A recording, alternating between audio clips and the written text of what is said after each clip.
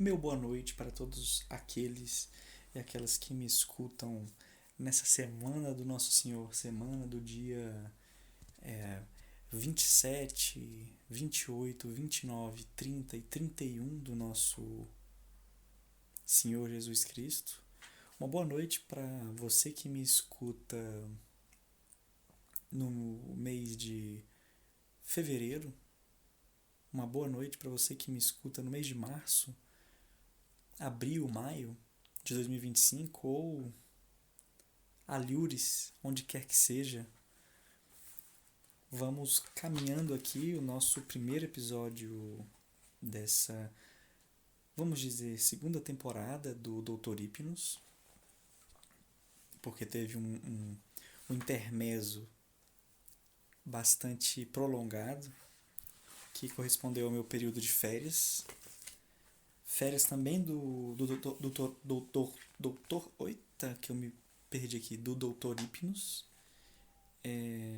E fica a pergunta: se eu tiro férias do Doutor Hipnos, se o Doutor Hipnos tira férias e a função dele é fazer dormir, significa que eu fiquei acordado todos esses meses? Que eu não dormi? Que o Doutor Hipnos não dormiu? Que ele estava de férias? E a função dele é... a atividade dele é essa: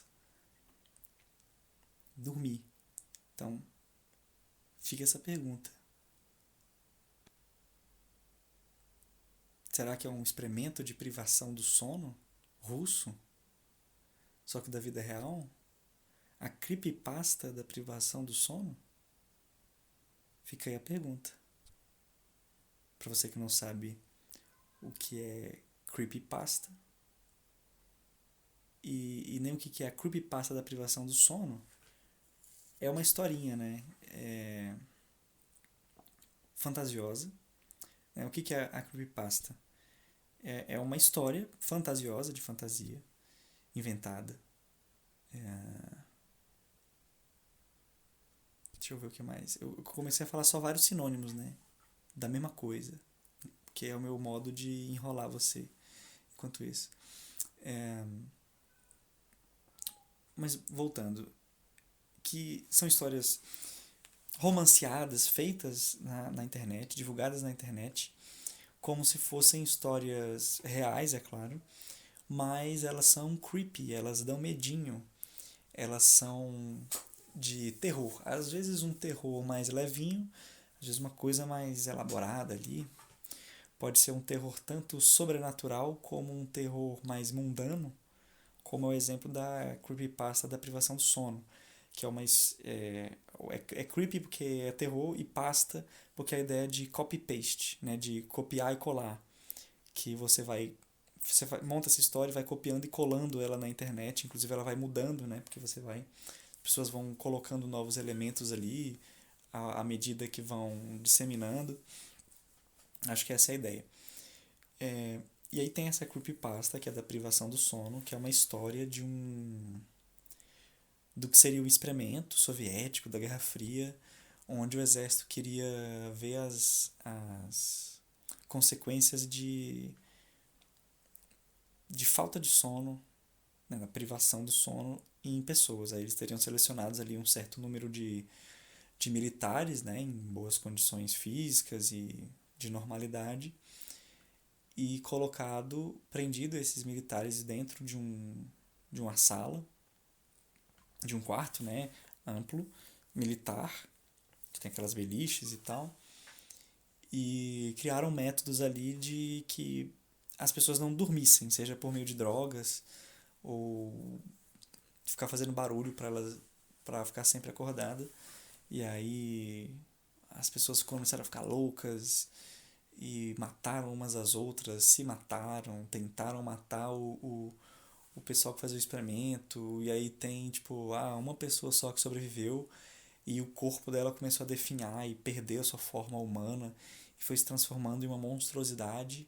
E aí tem lá uma foto do que seria essa pessoa e realmente é um monstro, assim, uma coisa que lembra, né, o que já foi um ser humano, mas que se perdeu na inequidade da humanidade e na previsão do sono, é claro. e agora não passa de uma massa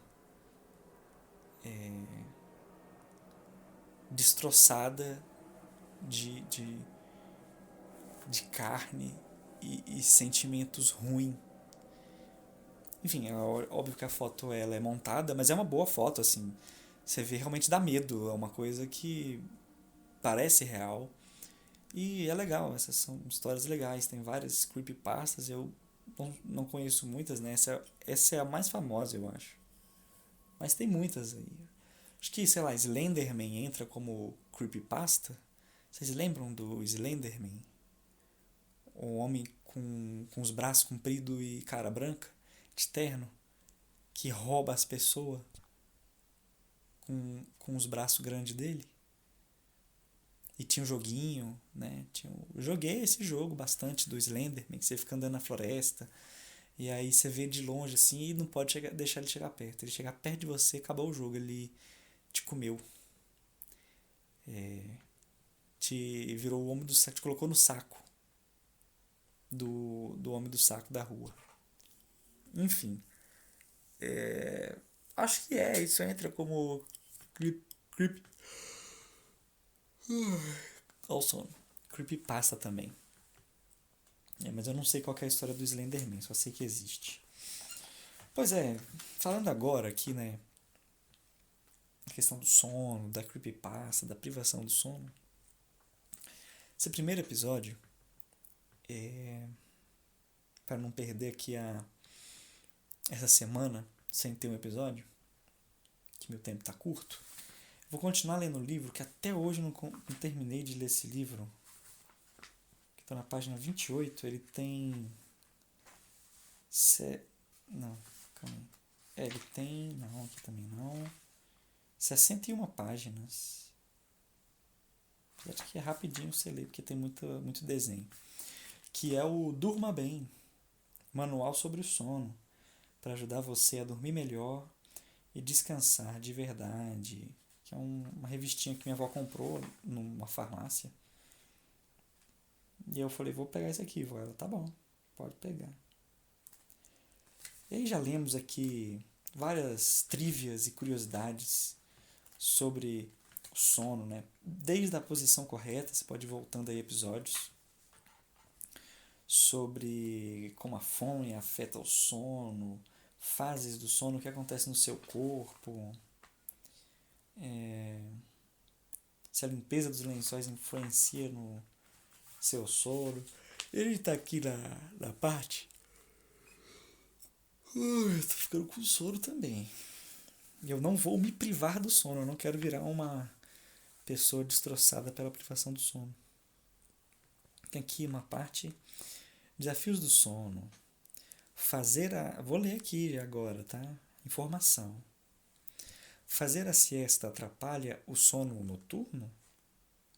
E a resposta é: depende, porque a maioria das pessoas se beneficia de uma siesta, que é o cochilo após o almoço. Olha, não tem...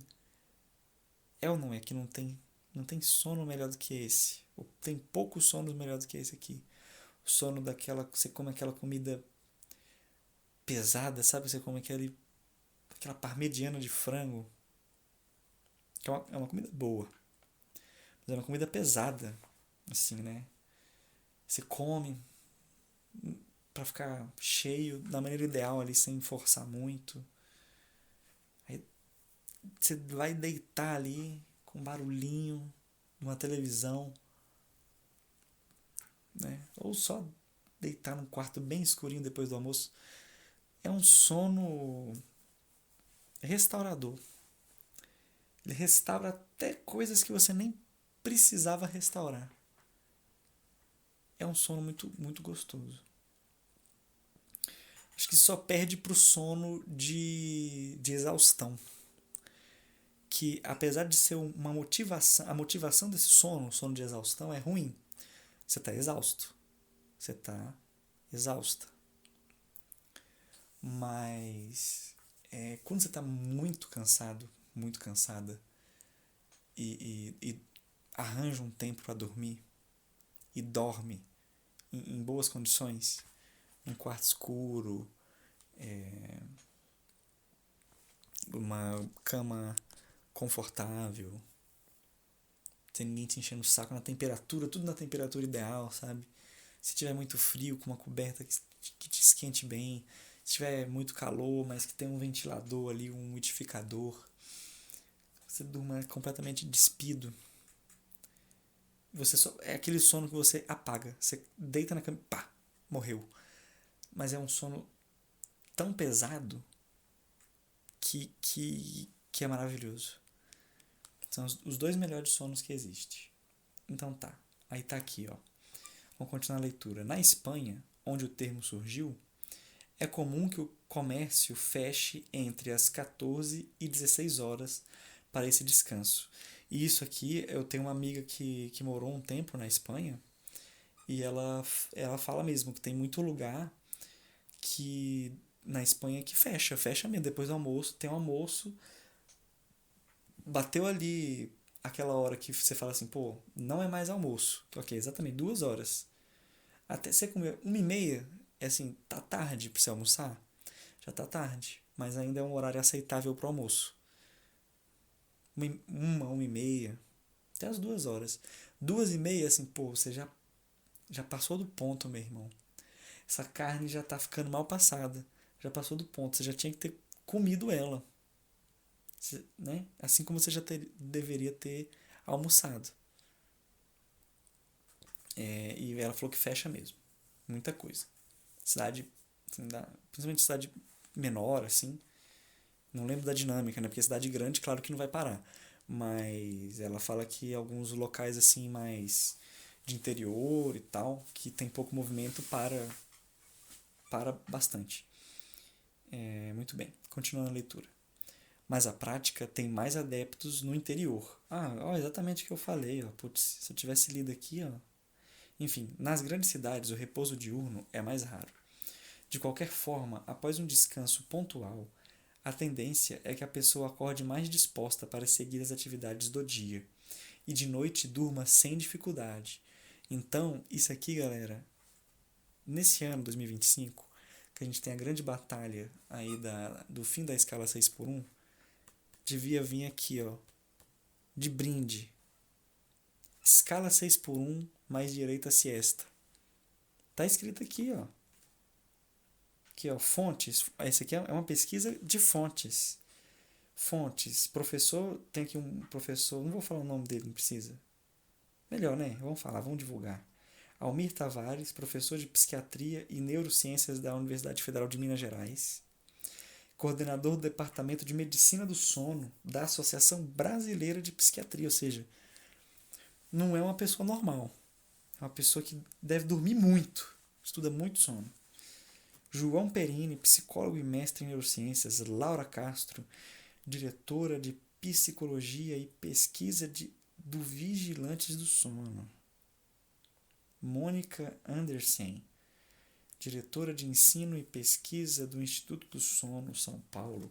Ou seja, essa nossa demanda aqui de adicionar esse brinde no fim da escala 6x1, que é a siesta, ela está amplamente, eu acho que não precisa mais de discussão, está amplamente respaldada na literatura científica, na produção mais contemporânea da medicina e da medicina do sono em especial. Então a gente tem que lutar por isso. Né? É o direito também do descanso. E aqui falo que depois que você tira esse descanso pontual da siesta, a tendência é que a pessoa acorde mais disposta para seguir essa atividade, ou seja, ela vai até produzir mais no trabalho dela, ela vai estar mais feliz, ela vai ter mais disposição para produzir e de noite dorme melhor. Olha só. Vamos continuar lendo. Em alguns tratamentos contra a insônia, porém, a orientação é evitar a siesta. Então, quem tem insônia não pode ter siesta. O objetivo é não atrapalhar o sono noturno. Eu estava imaginando isso mesmo, né? Você dorme ali de tarde, aí quando for de noite você vai ter muita energia ainda para gastar. Mais do que teria, né? Sono noturno que deve ser priorizado. Mas atenção, se você é fã de um cochilo, saiba que ele não deve ultrapassar os 30 minutos. Tá aqui em exclamação. Mas 30 minutos dá pra tirar um bom cochilo. Dá pra tirar. Sabe aquele cochilo que você dorme 10 minutos, parece que você dormiu 1 hora? Sabe? Porque o sono da siesta, ele é assim. Você dorme 15 minutos, é como se você tivesse dormido 1 hora e meia. Você tem essa impressão assim de tão pesado que você dorme. Cadê? Se durar mais do que isso, ou seja, 30 minutos, existe o risco de sensação de inércia, sonolência ao acordar e aí sim prejuízo ao repouso da noite. Ou seja, tudo tem o seu equilíbrio. Vamos para o próximo tópico. É verdade que nunca se deve acordar um sonâmbulo? Isso aqui é interessante. Deve acordar ou não deve acordar? Eu acho que não.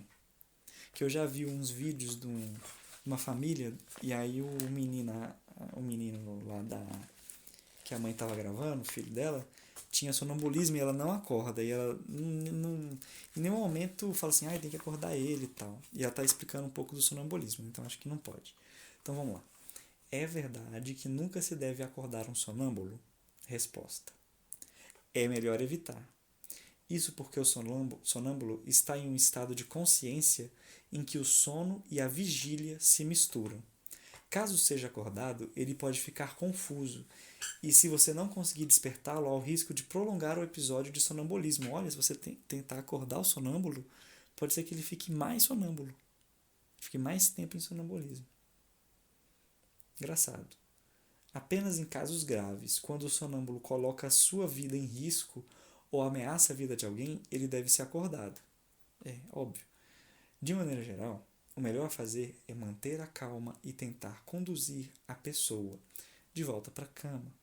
Para protegê-la, é importante tomar cuidados como não deixar a chave na fechadura e colocar telas ou travas nas janelas.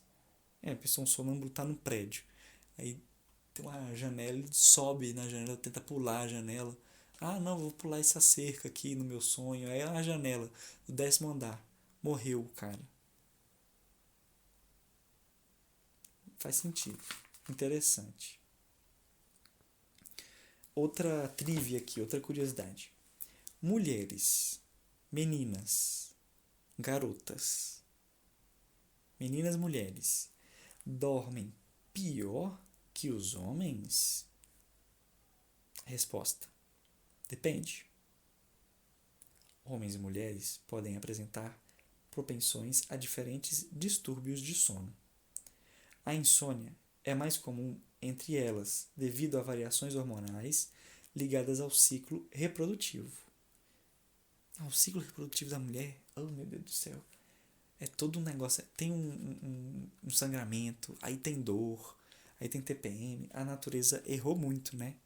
Na hora de projetar as meninas mulheres. Fazer uma coisa mais indolor, mais, né? Um negócio ali que dura uma semana, né? Dura um tempo. Uma coisa ali me apontou um dia só. Ia melhorar muito. Se fosse só um dia, né? De dor, cólica e coisas do tipo, né? Sei lá, sangramento. Mas vamos lá. A gestação, a maternidade e a menopausa são fases em que as mulheres mais desenvolvem o problema. A apneia, por sua vez, afeta um número maior de pessoas do sexo masculino. Nossa, é verdade. Apneia é ronco, né? Roncar bastante. Claro que tem muita mulher que ronca, né? Mas é porque, realmente, quando eu paro pra pensar das vezes que eu vi pessoas roncando, a maioria eram homens, né? Grande parte. Mas também as mulheres que eu vi que roncava igual, se não pior que os homens que tinha aqui em casa ou que eu conheço. Muito bem. A apneia afeta mais pessoas do sexo masculino. Segundo os especialistas, as mulheres prestam mais atenção à sua própria saúde e costumam buscar ajuda médica com mais frequência. A questão aqui da cultura, né? Sociedade. As mulheres na nossa cultura prestam mais atenção à saúde, costumam buscar mais ajuda médica, né? Isso é verdade, porque tem a questão do machismo e tal. Com mais frequência para tratar de suas queixas de sono, o que pode dar a impressão de que elas são mais afetadas por esses distúrbios. Então, é interessante, ó. Interessante. Passa-se a impressão de que mulheres são afetadas mais com distúrbio de sono, mas na verdade é só porque elas procuram mais o médico e o médico vai falar, pô, tem um negocinho aqui que dá para melhorar. Tem uma pequena insônia que está sofrendo, uma apneia leve, uma apneia mais grave. E aí, enfim, quem caça, quem procura, acha, né? Vamos ler agora aqui a próxima página. Também é da seção Desafios do Sono. Vamos ler aqui. Daqui a pouco eu paro para beber uma água. O cérebro precisa de tempo para se desligar até se entregar ao sono. Por isso, tentar resolver problemas na hora de dormir não é uma boa ideia. As respostas nem sempre surgem e os pensamentos acelerados acabam prejudicando o relaxamento.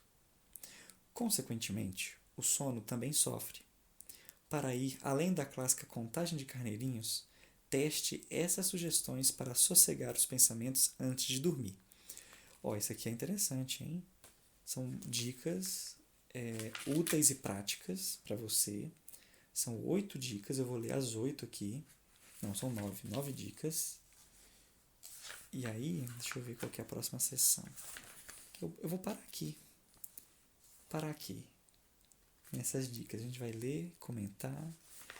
E aí, paro na página 34 das 60. E aí a gente continua em outro episódio. Agora eu vou dar uma pausa aqui. Eu preciso beber uma aguinha. Bebi minha água. Então vamos lá. Primeira dica. Relaxamento progressivo. Não entendeu o que é isso? Deitado na cama e de olhos fechados, imagine ondas de relaxamento que sobem pelo seu corpo a partir dos dedos dos pés. Suaves, elas avançam dos pés para as panturrilhas, dali para as coxas e assim por diante, até chegar à cabeça. Nesse exercício, a atenção fica concentrada no corpo. Pratique todo dia por meia hora antes de dormir. Essa técnica do relaxamento progressivo eu já fiz. Aí tem questões de preferência. Eu tenho preferência não de que eu pense nesses efeitos, né? Eu vou sentir agora um relaxamento, um formigamento no pé. Ele começa no dedo, ele se espalha pelo pé, vai subindo a sua panturrilha, né? Eu já ouvi esse relaxamento no podcast do Nigel Goodman, que é o que inspirou esse, inclusive, né? O Dr. Hypnos, onde ele faz muito isso. Ele começava ali e falava, boa noite, tá começando aqui o podcast do soninho, vamos fazer um relaxamento. Aí ele fazia esse relaxamento. Aí depois começava a falar um monte de besteira, né? Acho que os primeiros episódios do Dr. Hypnos eu fazia uns exercícios desses, inclusive uns episódios perdidos que eu gravei e acabaram se perdendo. Mas funciona, é muito legal. Acho que, comigo funciona mais eu escutando uma outra pessoa falando, né? Eu vou me concentrando e sentindo um relaxamento, um formigamento. Estou bocejando aqui. Mas fazer com você também é uma saída, né? 2. Práticas respiratórias. O objetivo aqui é ficar focado na respiração. Inspire por 4 segundos. Segure a respiração durante 7 segundos e expire por 8. Não, aqui já tem que fazer cálculo. Eu vou contar 1, 2, 3, 4. Aí eu vou soltar. 1, 2, sabe? Aí achei muito procedimental. 4 segundos não sei o que, 7 segundos parará. Fala assim, ó, inspire devagar e expire também devagar, pronto. Se tiver difícil, comece com 3, 5 e 6 segundos e vá aumentando aos poucos. Para despertar a consciência sobre os movimentos respiratórios, posicione as mãos sobre o abdômen. Para você sentir bastante, né, que o abdômen, sua caixa torácica enchendo de ar e se esvaindo, prestando atenção no corpo. Essas dicas de relaxamento, né, elas sempre tentam desviar a atenção dos seus pensamentos, que são as preocupações, que são às vezes até animações, né? Você tá tão ansioso por uma coisa que vai acontecer no outro dia, sei lá. Outro bocejo. Então essas táticas de sempre vou prestar atenção na minha respiração, vou prestar atenção no meu corpo e assim por diante, ajuda, né? Sim, com a relaxar para dormir, acho que ajuda dependendo com ansiedade, pessoa que está ali muito agitada, né? Muito hiperativa, enfim. 3. Meditação guiada. Nessa prática, o terapeuta ou a voz dele gravada guia o paciente por uma espécie de jornada meditativa. Ele pode sugerir visualizações de lugares agradáveis e relaxantes ou dar orientações para aumentar a percepção sobre o corpo. De novo, percepção do corpo é você focar sua mente fora do pensamento, focar no corpo. E a respiração, né? Focar percepção sobre o corpo e respiração. Tudo isso com uma trilha sonora composta de músicas suaves ou sons da natureza. 4. Mindfulness. Esse tipo de meditação se baseia na atenção plena, técnica que consiste em observar os pensamentos e sentimentos sem julgá-los ou se apegar a um deles. Isso aqui é mais complicado, né? Agora que a pessoa tem que estar no nível muito brabo do budismo, no nível muito brabo do nirvana e do autoconhecimento e do controle emocional. Mas é uma meta, né? Vamos atrás da meta. Uma dica é imaginar que sua mente é o céu e os pensamentos e as emoções as nuvens. Você deve se identificar com o céu e apenas observar as nuvens que vêm e vão. Legal, né? Sabedoria aqui. 5. Diário da Gratidão. Não gostei do nome. Achei um nome bobo. Mas vamos lá. Essa técnica de terapia cognitivo-comportamental. Não, eu já gostei. Que eu gosto da terapia cognitivo-comportamental, que é a TCC. Para mim é uma das vertentes da psicologia aí para fazer terapia que dá muito certo, é muito bom. É uma técnica que consiste em anotar todo dia ao menos 3 coisas que fizeram você sentir gratidão. Considere as mais simples: o pôr do sol, o sorriso de alguém, o canto de um pássaro, uma ajuda oferecida ou recebida por você. O exercício auxilia no processo de desligamento para iniciar o sono. Faz sentido, né? Quando você vai, elencando coisas boas na sua cabeça, bons sentimentos, né? Ou sensações, relaxa, né? O que eu vou pensar mais sobre isso? Eu já fiz, tá bom, foi legal, né? Enfim. 6. Barulhinho bom. Isso aqui tenho certeza do que já é. Eu gosto do barulhinho bom. Algumas pessoas são sensíveis a barulhos na hora de dormir. É o seu caso? Bloqueie os sons externos com um ruído branco.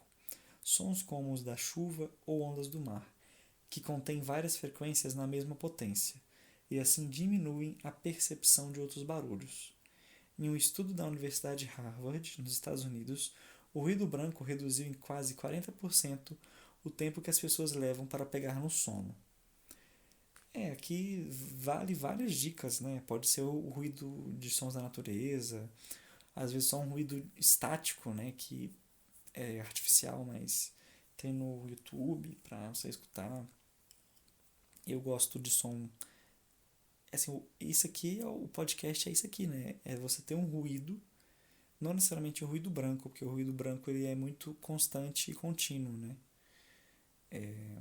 Mas você tem um ruído aqui mais leve, que é a minha voz, e blá blá blá, falando coisas besteira ou falando qualquer coisa, porque tem gente que, como eu, que gosta de escutar vozes para dormir.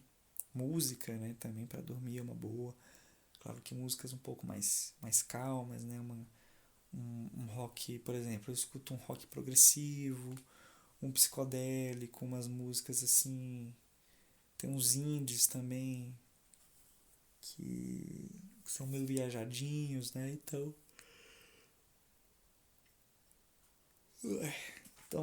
dá super certo isso aqui. Para muita gente, é claro. Para outras, né? Não. 7. Sons relaxantes. Se você é do time que precisa escutar algum som para pregar os olhos, ouvir música relaxante ou uma história leve pode ajudar. Nos apps de música como Spotify, há playlists específicas para dormir. No YouTube, o canal Serenissima Noche oferece um repositório com histórias gratuitas. Legal, legal.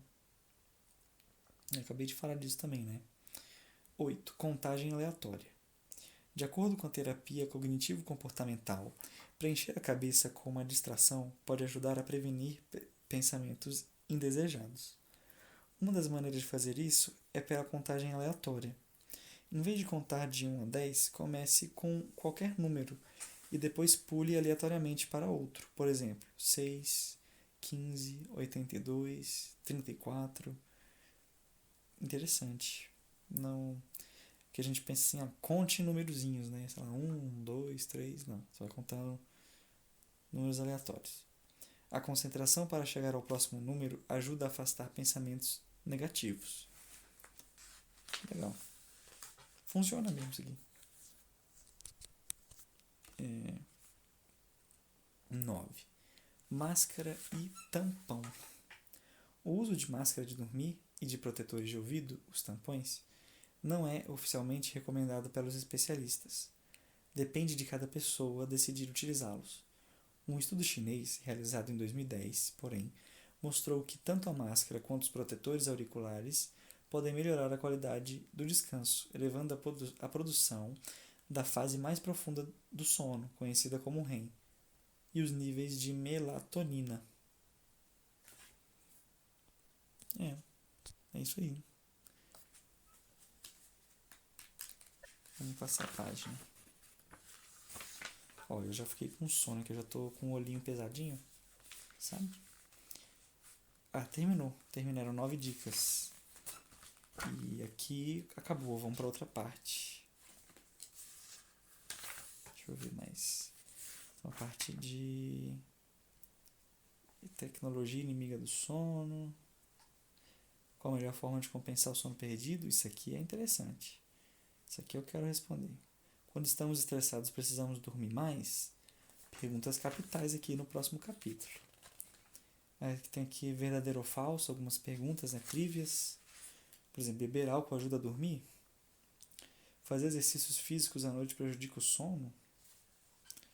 Faz mal dormir com plantas dentro do quarto? Aí vem outro capítulo. Sobre para que idades o sono é mais importante. Vamos ver aqui. Tô curioso de saber o que tem no resto do livro. Por que adolescentes dormem tanto? Está em fase de crescimento. Sono dos idosos. Aqui a gente vai pegando por idade. Aqui também tem mais coisas sobre idade. Sono dos pets. Fala do sono dos bichinhos. Legal. Isso é curioso. Aí depois entra nos sonhos. Por que sonhamos? Jornada dos sonhos. Legal. É possível controlar os sonhos? O que o sonho pode revelar?